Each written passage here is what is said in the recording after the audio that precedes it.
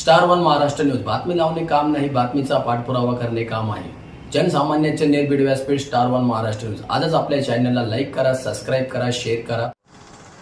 हे बघा, श्रीकांत शिंदे साहेबांनी नाशिकमध्ये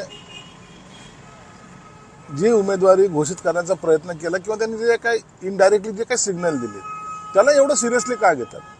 अधिकृतपणे त्यांनी काही बोललं नव्हतं, पण गोडसे हा तिथलचा 2 टर्मचा तर खासदार आहे, त्यांचं काम आहे म्हणून त्यांना मिळावं ही इच्छा त्याच्यातून प्रदर्शित झाली होती. मग हे नैतिकतेचे धडे जर आम्हाला द्यायचे असतील तर बाकी मतदारसंघामध्ये सुद्धा काही लोकांना जे काही त्यांनी सांगितलेलं आहे त्याला काय म्हणणार, नैतिकता म्हणणार? तुम्ही तिथे तुमचा उमेदवार अघोषित डिक्लेअर तर केलेलंच आहे तुम्ही.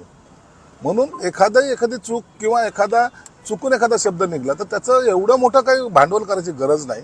आणि एकनाथ शिंदे साहेबांच्या चिरंजीव म्हणून नाही तर खासदार म्हणून लोकसभेमध्ये गोडसेंबरोबर करत असलेल्या कामाचा त्यांना सुद्धा त्याचा अनुभव आहे.